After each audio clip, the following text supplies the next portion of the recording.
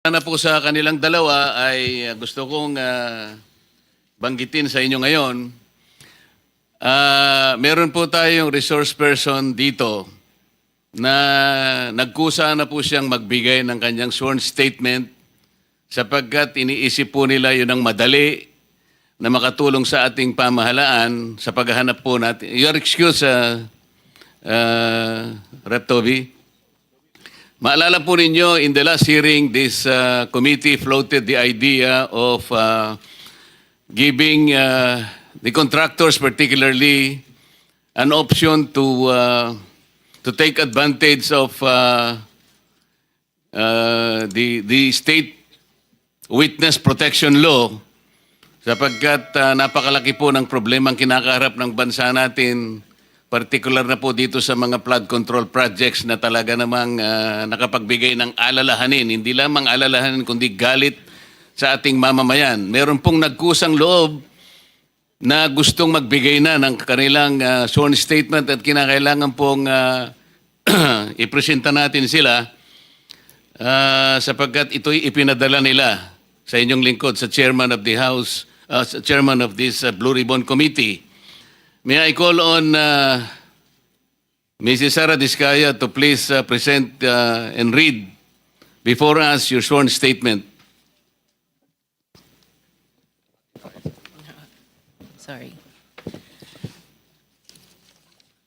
Magandang umaga po sa mga kagalang-galang na senators at miyembro ng Blue Ribbon Committee, lalong-lalo na kay Senator Rodante Marcoleta, Chairman ng Blue Ribbon Committee.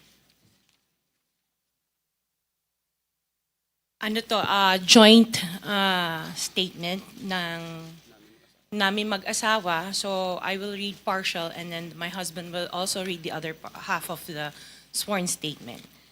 So kami si Pacifico F. Diskaya II and Cesara Rowena Diskaya, mag-asawang nasa tamang edad, parehong Pilipino.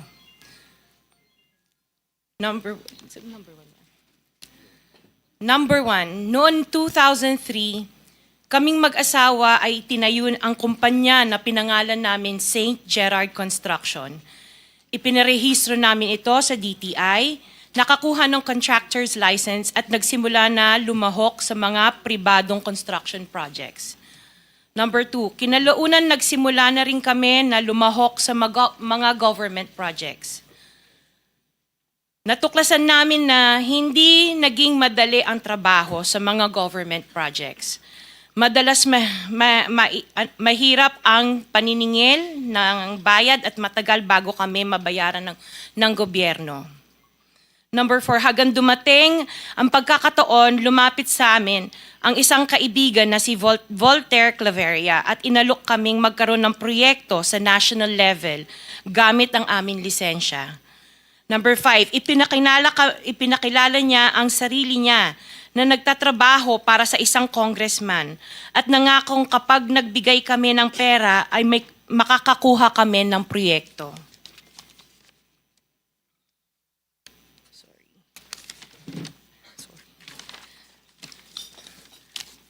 Number 6, dahil wala kaming alam sa kalakaran sa pambansang proyekto sa gobyerno, nagtiwala kami at ibinigay ang lahat ng ipon naming mag-asawa. Sa kasamaang palad, niloko lang niya kami. Naglaho siya, dala ang pera naming mag-asawa. Nagpunta kami sa DPWH para i-report ang nangyari, pero hindi nila ito pinansin.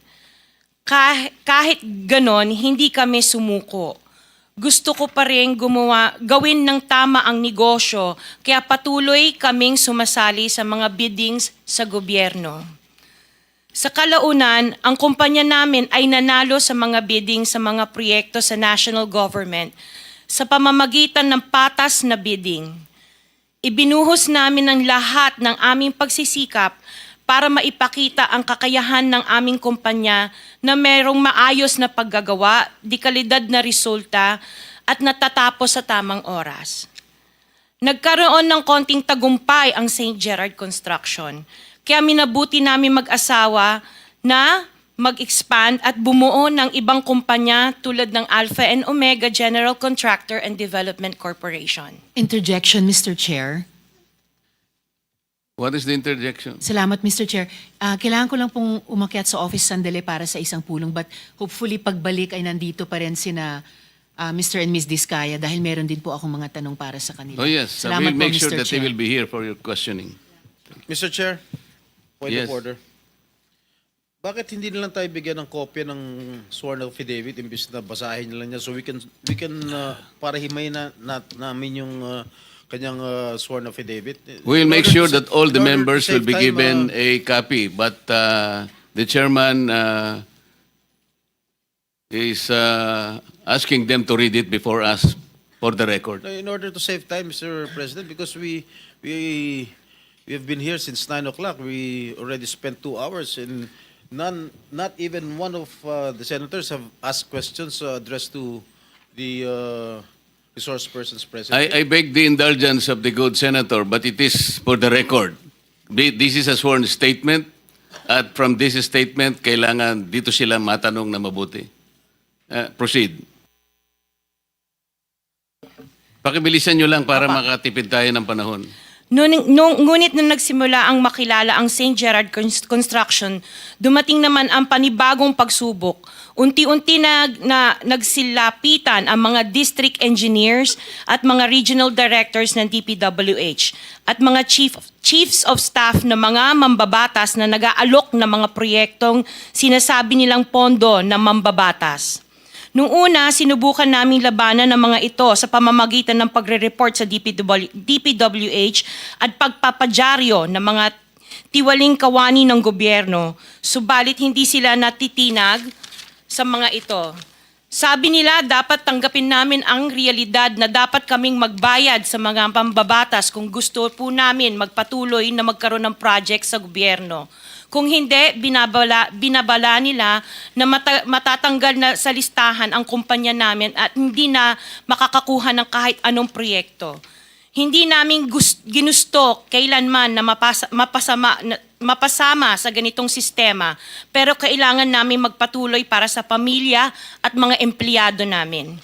Dahil sa aming paglaban sa mga tiwaling bidding, maraming beses naming naranasan na ma-disqualify ng Bids and Awards Committee ng DPWH na hawak ng mga mambabatas na nagpondo sa proyekto. Dahil naiipit na ang aming negosyo, lumulubog na kami sa lumalaking utang ng kumpanya at peligro sa buhay ng aming pamilya. Napilitan kaming makisama sa kalakaran kahit labag sa aming kalooban.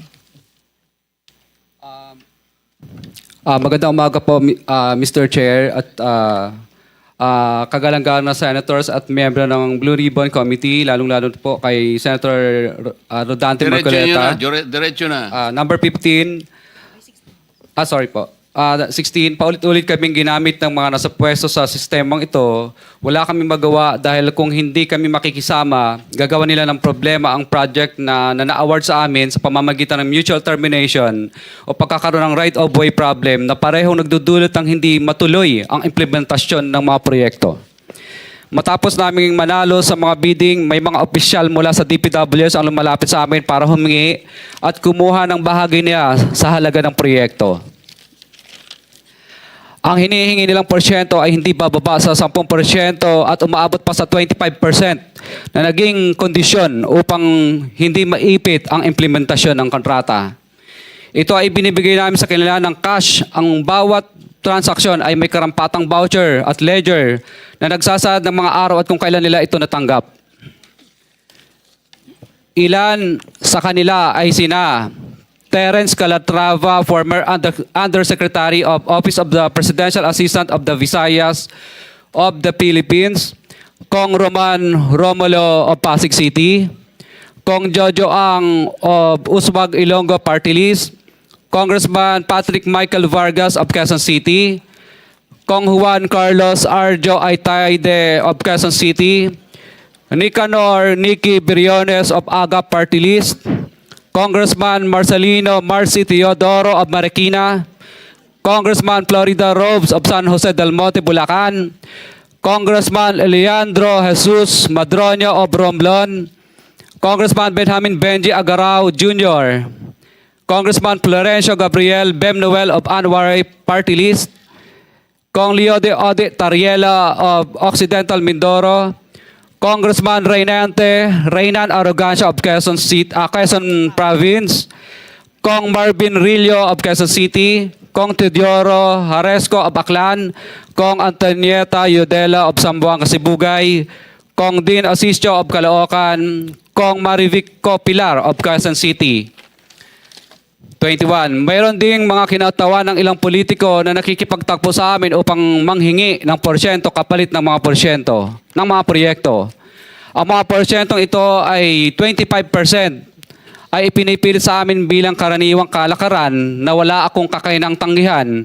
Ilan sa kanila ay sina Regional Director Eduardo Virgilio of DPWS Region 5, Director Ramon Ariola III of Unified Management UPMO, District Engineer Henry Alcantara, DPWS Bulacan First, Undersecretary Robert Bernardo, District Engineer Aristotle Ramos of DPWS Metro First, Pasig City, District Engineer Manny Bulusan of DPWS North, Manila Deo, District Engineer Edgardo C. Pingol of DPWS Bulacan Subdeo, District Engineer Michael Rosaria of DPWH Quezon Second Deo.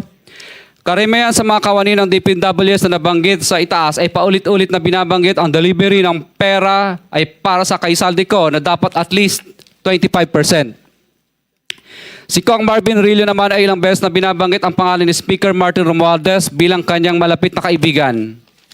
25. Sa tuwing umiinom kami sa Wine Story, sa BGC at sa Shangri-La Mall, sinasabi pa ni Kong Rillo na lahat ng kanyang request para sa pondo ay galing pa mismo sa unprogrammed funds at insertion na inaaprubahan ni Speaker. Ang tao ni Marvin Rillo na si Bogs Magalong ang pumupunta sa amin para kunin ang pera sa aming opisina o sa Wine Story. Si Kong Jojo ang naman lagi ring binabanggit sa lahat ng project sa kanya ay papondo ni Speaker at ni Saldico. Mataas ang hinihingi sa project, dagdag pa niya, hindi naman lahat ng pera ay para sa kanya, kundi para kay Speaker at kay Saldico.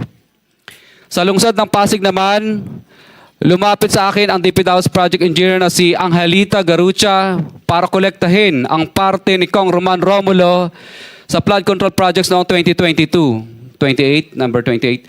Pagdating ng 2025, si District Engineer Aristotle Ramos ang sumunod na nagpakilala na bagman ni Kong Roman Romulo kung saan 30% ang kanyang hiningi ay para kay Kong Roman Romulo.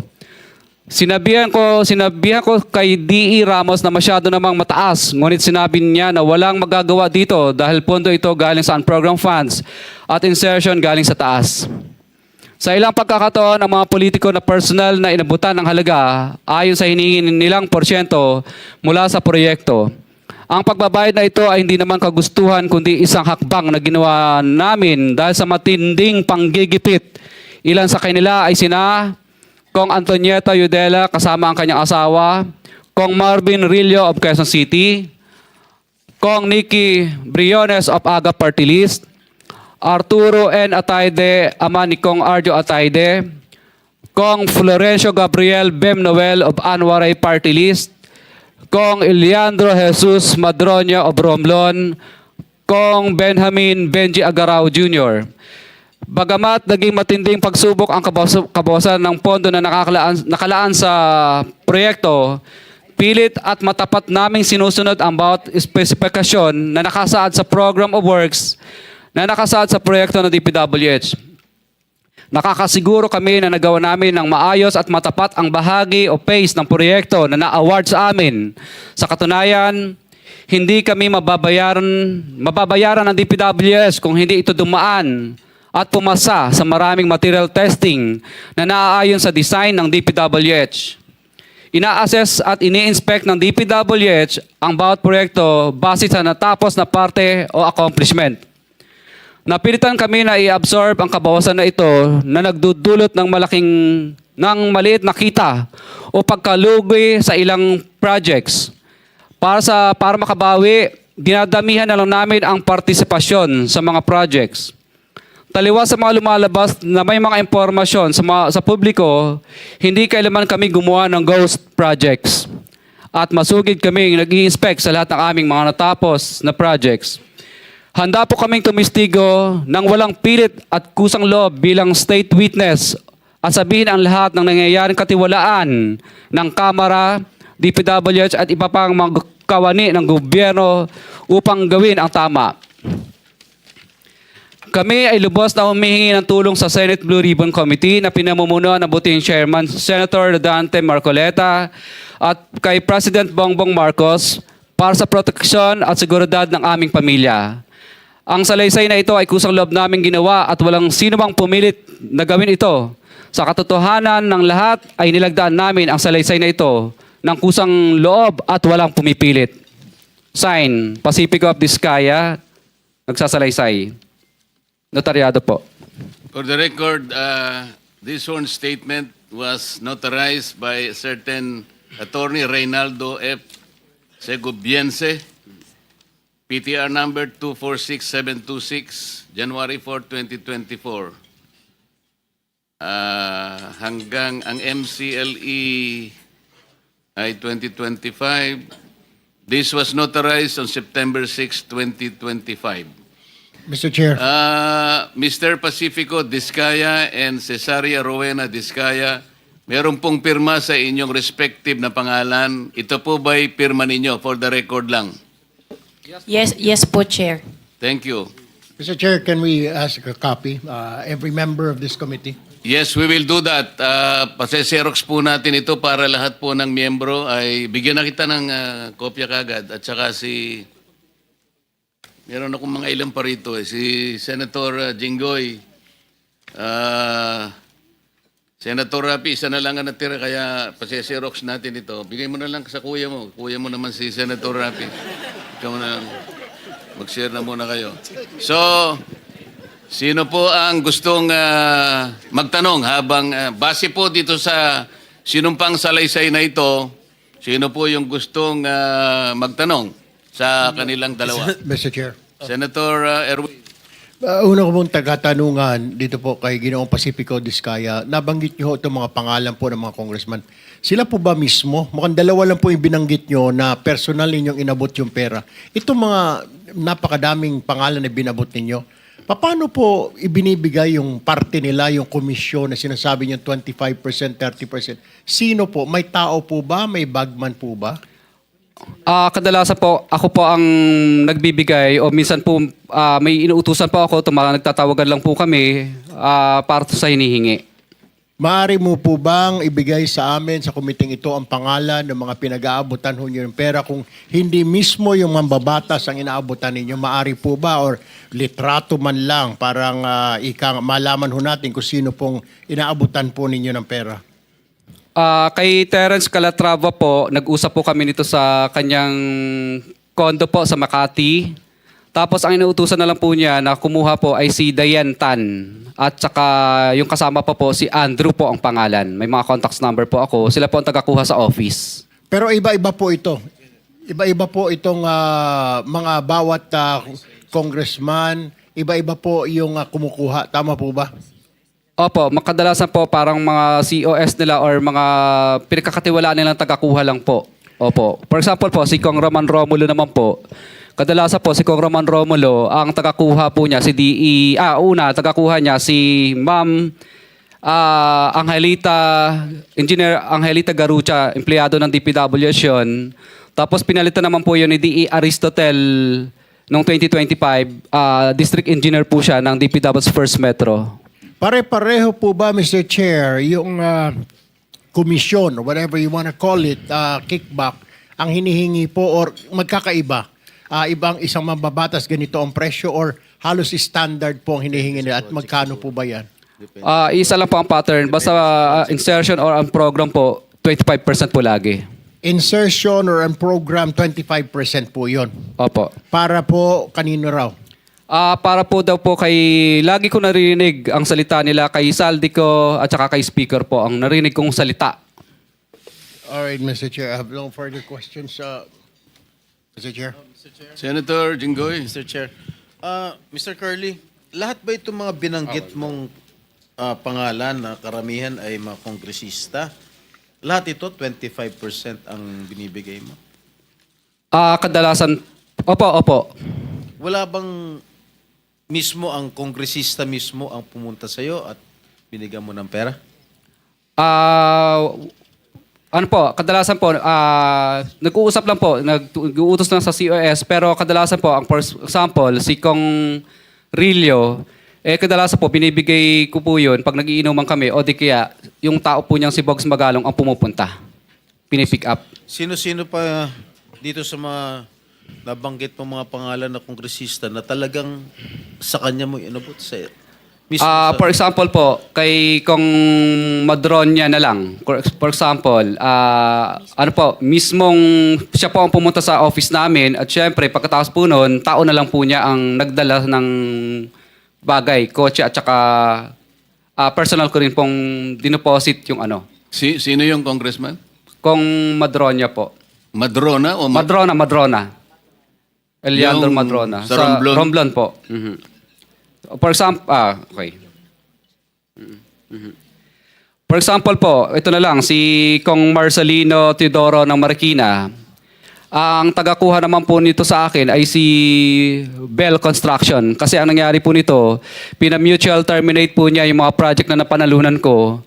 Dahil, ano po, hindi po ako nagbigay. Kaya ang nangyari po nito, napilitan na lang po akong magbigay para i-award ulit sa panibagong ano po, bidding. Pero na mutual terminate na po yung project. So, ang nangyari po nito, mataas, siyempre, pero hindi 25%. 18% lang po. Meron po ba kayong resibo, Mr. Chair, na not resibo actually, na corresponding document na naibigay mo na itong komisyon ni ganito o wala? Wala po resibo kasi hindi naman po sila paperless, paper trail. No paper trail po lahat ng transaction pero meron po kaming voucher. Ang voucher po namin, ledger po pala. Ledger, wait, based on ano po? Ano bang sinabi ko sa ano? Dala mo yung ledger mo? Dala mo yung ledger? Na hindi nililista mo kung po, magkano hindi po. binibigay mo? Hindi po. Ledger lang po yan sa office namin. Pero siyempre po, pag pinapirma po namin sila, hindi sila pipirma doon. Kumbaga, para matandaan lang po namin na nung panahon na to at araw na to, nagbigay kami ng ganitong halaga. For our, siyempre, para malaman po na, records lang po namin. Mr. Chair, I move that we subpoena that ledger, Mr. Chair, so that we'll have a copy here in the committee, Mr. Chair. Yes. Pwede mo pwede po bang kaming- pwede mo bang ipadala sa amin kung ano man ang tawag ninyo, kung ledger, anything that will indicate the payment of the alleged commission to each and every member of Congress subject of your sworn statement. Ang dala ko lang po dito ay summary lang po ng mga ledgers. Yeah. For example, Office of Presidential, ano bang ibig sabihin? OPAB, ibig sabihin ng Office of the President Areas Visayas. Parang ganun yata ang ibig sabihin ng OPAB. If I may, Mr. Curly, yung record mo ba, nagsimula anong taon? Actually, 2022 po lahat nag-start itong record po nito. What about before to 2022? Wala ka record? Hindi ka Wala pong, hindi po kami nagre-record kasi sumasali lang po kami sa bidding at nagpapadyaryo. So, Mr. Chair, I move that we subpoena duces tecum all the documents or the ledgers that are in possession of Mr. Diskaya.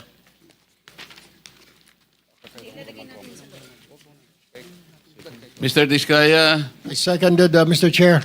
Mr. Diskaya, narinig mo ba yung motion ni Senator Jinggoy? Kailangan ninyong ipadala sa Blue Ribbon lahat ng mga mapagbabasihan nating kung ledger man ang tawag nyo, kung ano man, hindi namin alam ang nomenclature, pero mapagbabasihan na pwedeng matukoy na nagbibigay nga kayo ng komisyon sa mga taong binanggit nyo sa inyong sworn statement.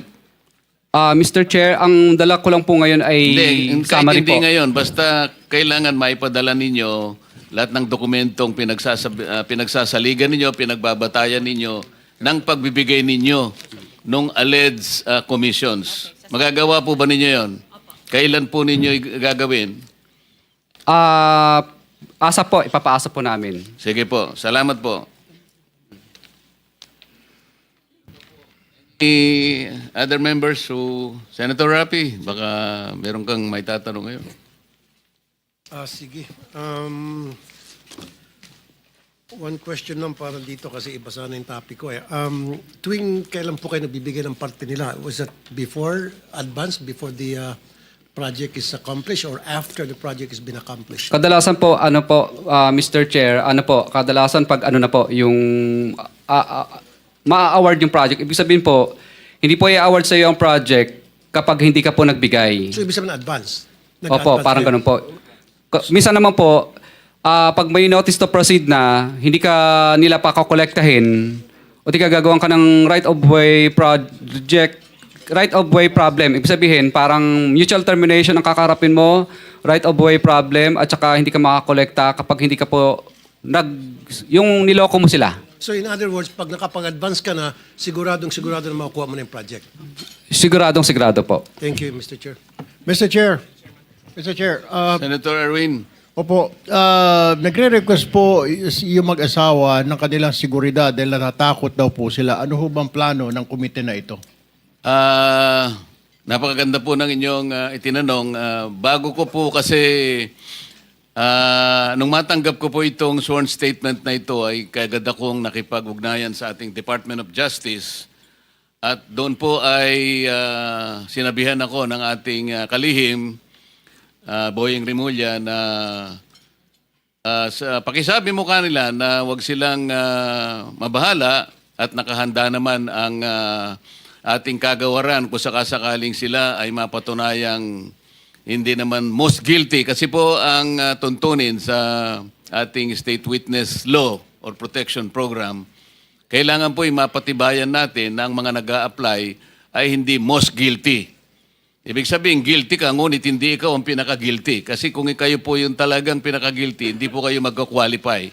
Ngayon, ang sabi niya, you can tell them that you can, meron silang provisional immunity na hindi naman sila basta-basta uusigin na lang.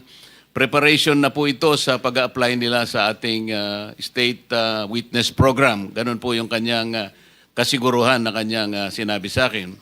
Kaya yun po ang aking maitutugon sa inyo ngayon. Mr. Chair. Senator Bato and then Senator Sherwin.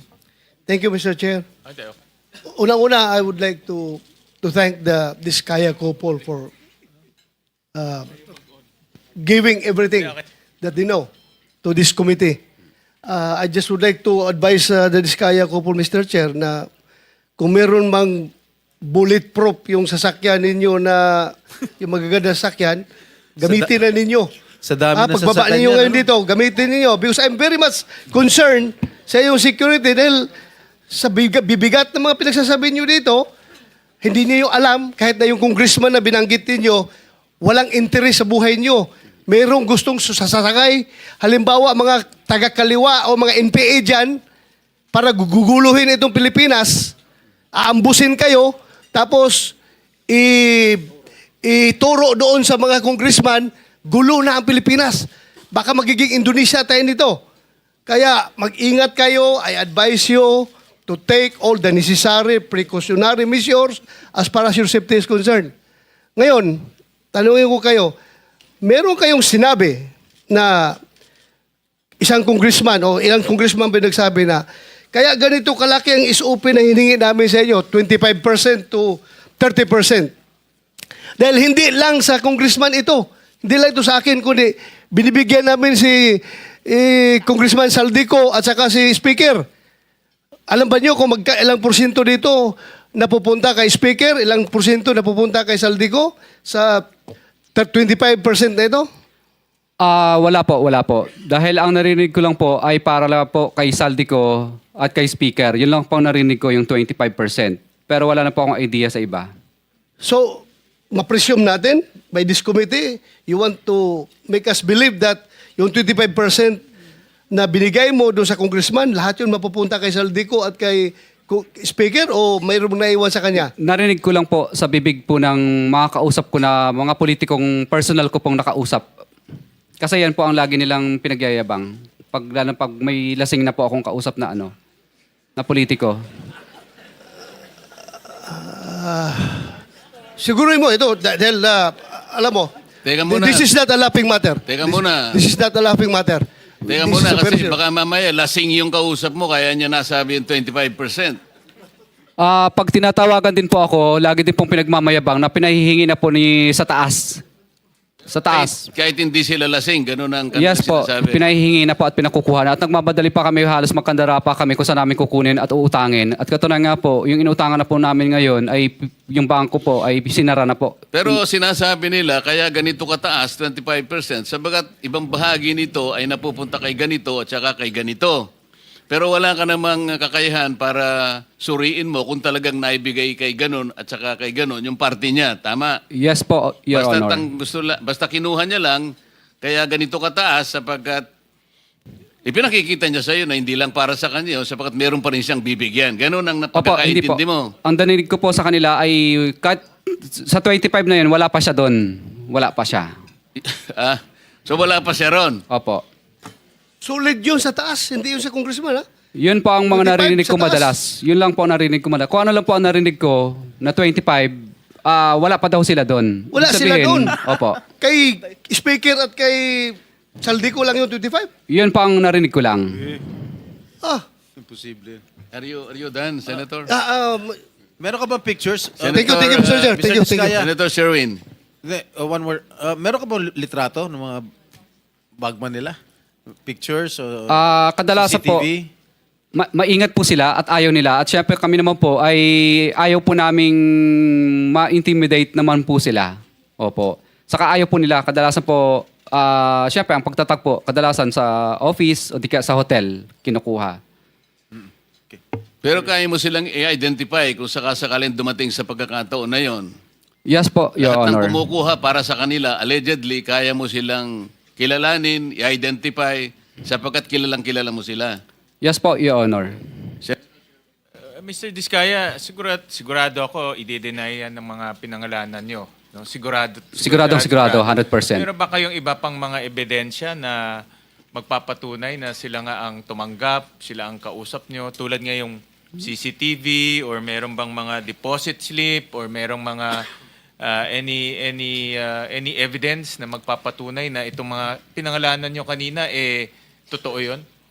Ledger lang po at saka yung parang voucher po yun. Opo. Pero hindi nila pinirmahan yun. For our records lang po yun. At pangalawa po, ang talagang tunay na pinaka-ebidensya po ay talagang natuloy yung project. Kasi pag hindi ka po nagbigay, mutual terminated o di kaya right of way problem ang kakaharapin mo o di kaya mararanasan mo ang lahat ng hindi mo mararanasan tulad ng hindi ka makakolekta kasi protected po sila ng mga ano po. Pero ang congressman, wala naman silang kinalaman sa implementation ng project. Post-enactment yun eh. So hindi nila pwedeng sabihin, may right of way problem ka, meron kang, pwede nila i-terminate yung bidding. Ang pwede lang mag-terminate ng bidding ay yung district engineer. Pag tinanggal po nila si district engineer o di kaya sa regional director, mamimili na lang po yung director at saka DE. Patanggal ka o sumunod ka sa Hindi pinagagawa nga, ko? ang congressman, hindi naman niya pwedeng pakialaman yung implementation ng project. Regional lang at district engineer. Opo, tama po. So Tama. paano niya papakancel yung project ninyo kung hindi niya kontrolado yung implementation? Ano po, tatawagan lang niya yung DE tsaka RD para singilin po. So ibig sabihin nito mga politiko, may control dito sa RD at DE. Siguro, 100% po. 100% yun. At sa pagkaalam mo, itong DE at RD na may control sila, meron ring kinukuha dito sa mga proyektong nabanggit mo, itong mga proyekto, itong mga politikong nabanggit mo. Itong DE at RD. Ano po, I invoke my rights po. Kasi po, sinabi mo na yung mga politiko, sabihin mo na lahat. Hindi po, I invoke my rights po kasi syempre natatakot din po kami sa aming kaligtasan. Wala pa po kaming protection. At saka po, I invoke my rights kasi po sa tag doon yung session na, ang tag sa session na, Executive session ko lang po siguro kung Pwede yun. gusto niyo kwento ko Mag-request sa ka na inyo. lang ng executive session. Opo, sa mga ganyang klase po ng bagay. So, Opo. yun ang tama. Kasi sinabi mo na lahat. Bakit i-invoke mo pa Kasi yun? ang nilista ko lang po dito, Mr. Chair, is yung 25% lang Kung po. magte-tell all ka, lubusin mo na. Diba? Andiyan na tayo eh. This connection, I think, Mr. Diskaya, Mr. Chairman, just to finish lang, Mr. Chairman. Hindi, kailangan ko lang masabi Ay, ito. sige.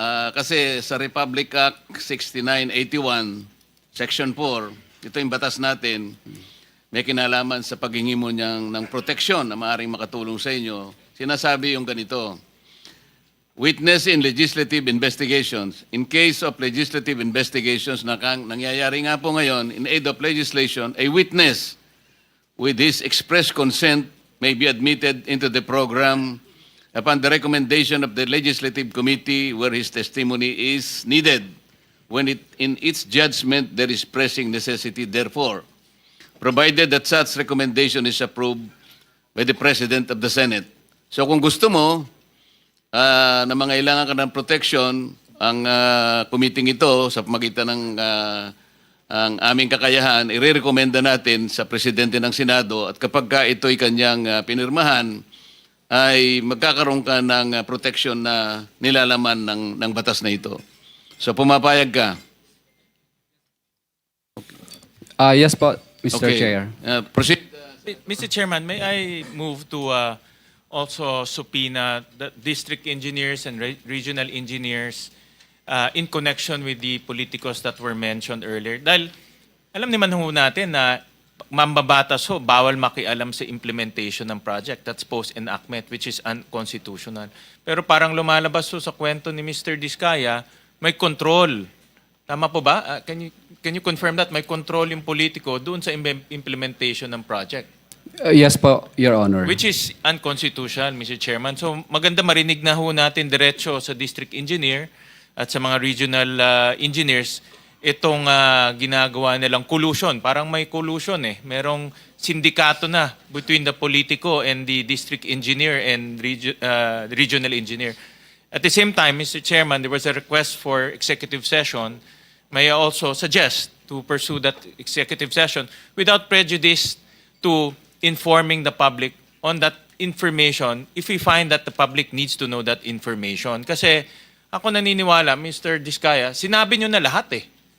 Tuloy na natin to in the name of the truth. Diba? In the name of justice.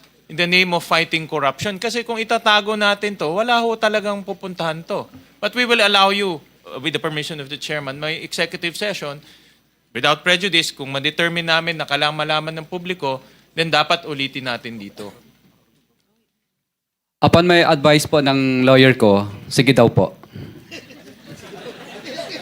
Ano yung sige? Ano yung sige? Sige po. Hindi, ang tanong niya... No. Pwede po sabihin ngayon dito. Ang tanong ni Senator Gatchalian kung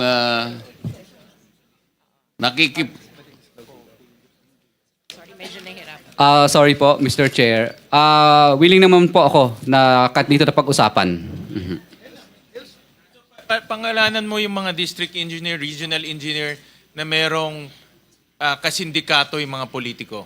Pinangalanan mo na yung politiko, di tuloy mo na. dito Mr. po, Chair, dito I po. agree with the manifestation of Senator Sherwin. Please do not be selective. Pag binanggit mo na, nagbanggit ka na ng mga kongresista, mga ibang personalidad, banggitin mo na lahat. Nandito ka na eh. Meron ka pa bang babanggitin bukod sa mga nabanggit mo na kanina initially na mga opisyales ng DPWH? Mr. Chair, ito lang po kasi ang mga personal po ko pong mga hindi ko po kayang banggitin yung experience po ng ibang mga contractor po. Dito lang po sa experience, personal knowledge ko lang po. Sige, bigyan mo lang kami ng kopya kung ayaw mo banggitin. Mga hindi ko po kayang banggitin yung experience po ng ibang mga contractor po. Dito lang po sa experience, personal knowledge ko lang po. Sige, bigyan mo lang kami ng kopya kung ayaw mo banggitin. Pwede ba? Nandito na sa kanyang sworn statement. Okay. Di ba meron rin siya sa sworn statement? Nabanggit na yung iba. Nabanggit na Sworn yung mga statement. ibang personalities. Bernardo Bulusan. Yung mga ibang personalities. Hindi mo ba kaya banggitin? Nandito lang po sa loob ng aking sworn statement po lahat. Mga district Yung mga pangalan. engineer, Nandito rin po. dito na rin, district engineer, regional engineer, yung mga nagsasabuatan para ipiting ka at I guess lutuin na rin yung project. Ito po, pwede ko pong Sino ba? Bakit? kung sino po yung mga congressman, sino po ang mga district engineer na nakakasakop doon sa lugar ng congressman po na yun na hindi na isulat dito, pwede ko pong Sandali pangalanan. lang, sandali lang. May binanggit ka kanina rito sa paragraph 22. Halimbawa, si Regional Director Eduarte Virgilio ng DPWH Region 5. Nandito ba siya? Wala po. Ayun, nandito pala eh. Andyan pala. Pagkatapos, nabanggit mo rin si District Engineer Henry Alcantara, DPWH Bulacan East at Bulacan First District Engineering Office. Nandyan po ba? Nandito din po. O yan. Senator Gatchalian, nandun yung dalawang opisyales ng DPWH na binanggit niya sa paragraph 22 ng kanyang sworn statement. Oh, paupoy na kaagad dito. Paupoy na kaagad.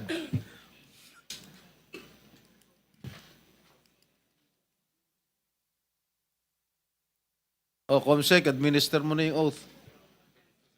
Hindi, dito. Dito sa bago.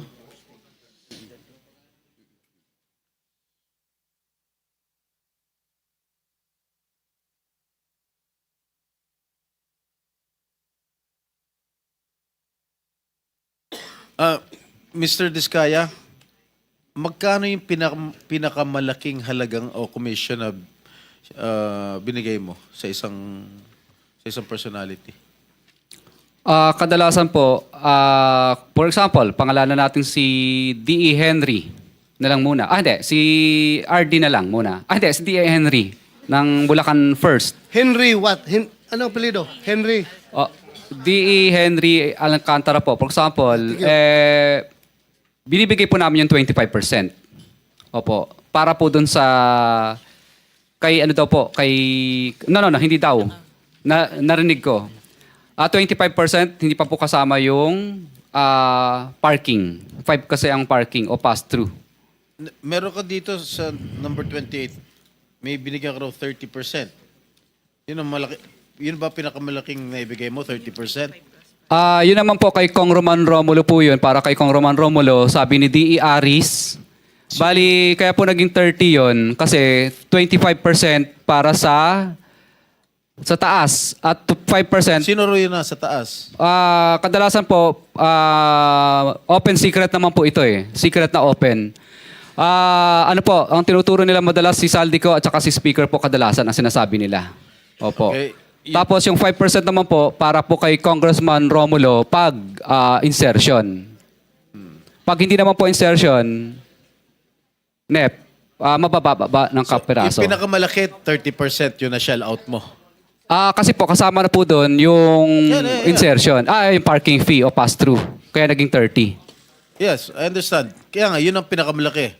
Kasi yung ordinaryo, 25%. Correct? Opo. Alright.